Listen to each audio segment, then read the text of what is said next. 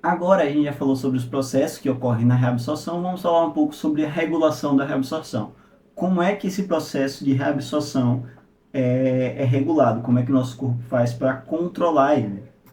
Então, primeiro eu gostaria de fazer uma relação aqui muito importante, que é entre os rins e a pressão arterial. Quando a gente fala de regulação da reabsorção, a gente vai falar principalmente da regulação da reabsorção de água, a quantidade de água que eu vou reabsorver ou não, tá? E por que que isso é tão importante? O balanço hídrico, o controle hídrico do nosso corpo vai influenciar diretamente, entre outras coisas, na nossa pressão arterial.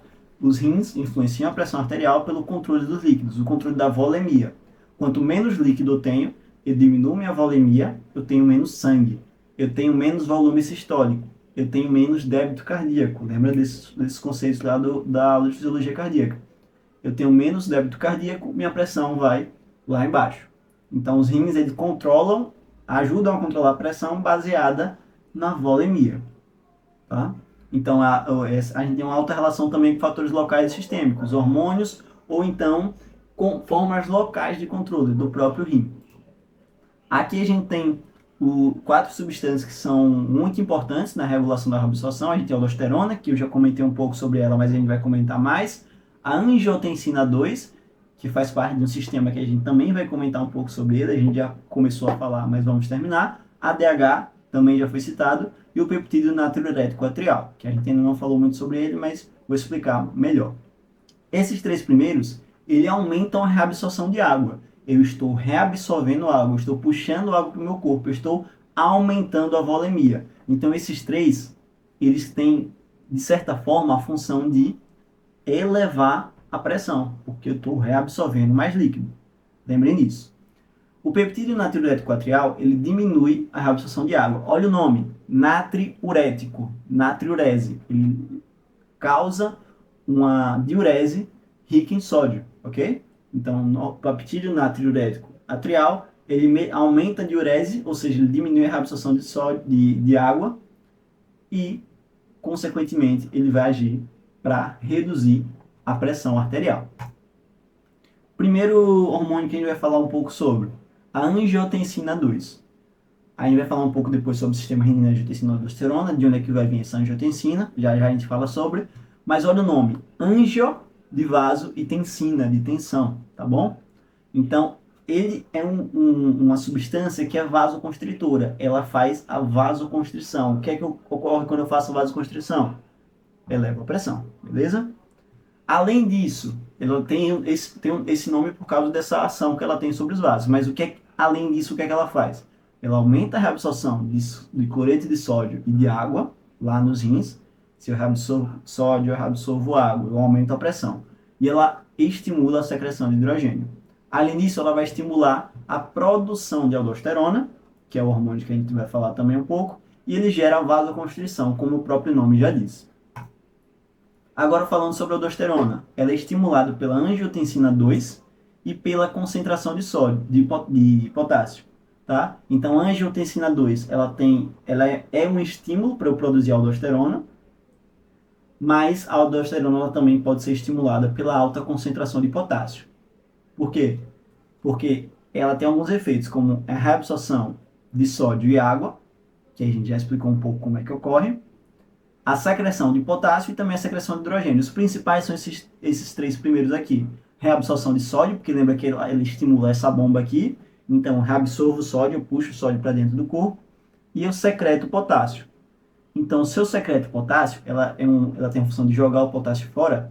Se eu tenho muito potássio no meu corpo, se eu tenho uma hipercalemia, eu vou ter, através da aldosterona, um mecanismo para expoliar, para jogar fora esse potássio, tá bom?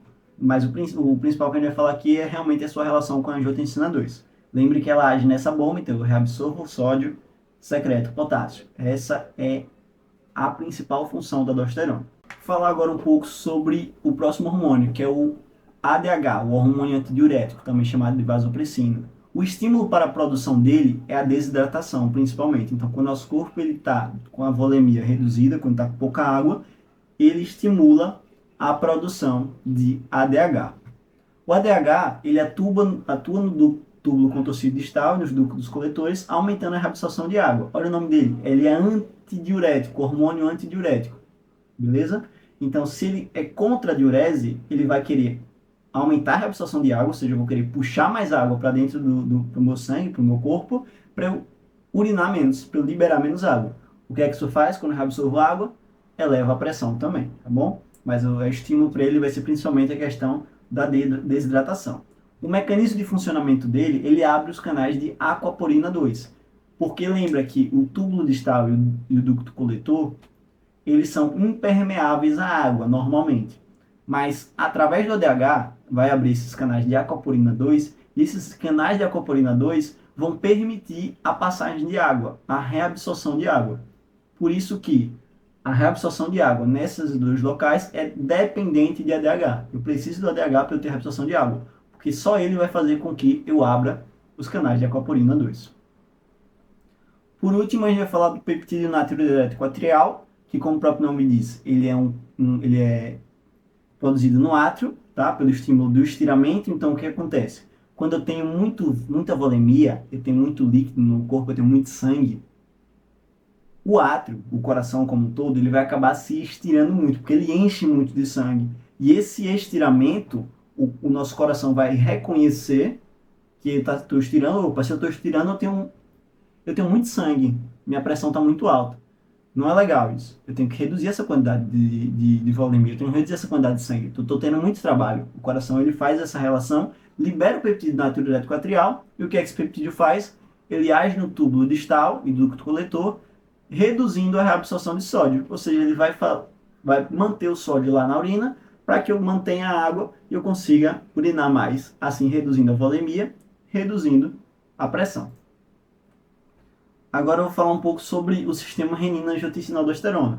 Lembra que a gente falou aqui da angiotensina 2, a gente falou da aldosterona, o que é que cada uma delas age no rim, como é que elas atuam na pressão. Agora a gente vai falar um pouco sobre a produção, né, sobre como é que funciona. A gente chama esse sistema de renina-angiotensina-aldosterona porque são os três pilares desse sistema. Então vamos lá. Quando existe a queda da pressão arterial, o rim, através, lembra, da mácula densa, do aparelho justaglomerular, que a gente falou um pouquinho anteriormente, a gente já citou sobre esse aparelho justaglomerular, ele vai produzir a renina. Então, o rim produz a renina, que é uma enzima que vai quebrar o angiotensinogênio, uma proteína formada lá no fígado, em angiotensina 1.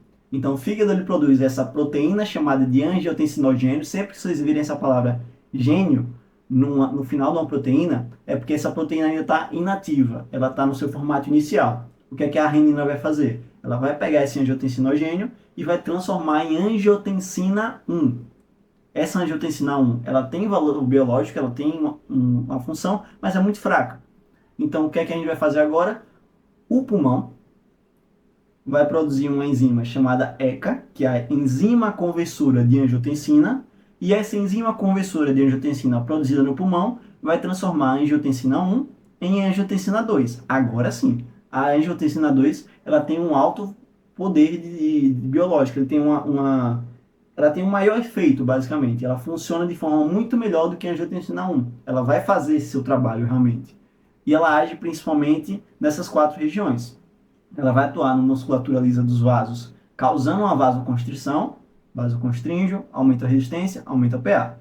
Ela vai atuar na hipófise, estimulando a hipófise a produzir o ADH, o hormônio antidiurético, que lembra que ele aumenta a reabsorção de água, aumenta a pressão. Vai atuar no córtex da adrenal, produzindo aldosterona, que é um mineralocorticoide, tá bom? Esse nome corticoide, que tem mineralocorticoide ou glicocorticoide, quer dizer que ele é produzido no córtex da adrenal. Então, ó, como a etimologia funciona muito bem. No córtex da adrenal é produzido o mineralocorticoide, que é a aldosterona, tá bom? Que vai ter a função de que? Reabsorver sódio, secretar potássio. Puxa a água, reabsorve a água, aumenta a pressão. E no rim ela vai atuar diretamente, fazendo uma maior reabsorção de sódio e água. Essas 4 funções que ela tem aqui, ela tem algumas outras, mas essas 4 são as principais, vão fazer o quê? Vão elevar a pressão. Então, para que serve o sistema renina-angiotensina-aldosterona? O sistema renina-angiotensina-aldosterona serve para aumentar minha pressão arterial, ok? Através de todas essas ações. Então, isso aqui em cima é como é que essa angiotensina 2 é formada. Já aqui embaixo são as ações biológicas que ela vai ter no músculo liso, na hipófise, no córtex adrenal e no rim.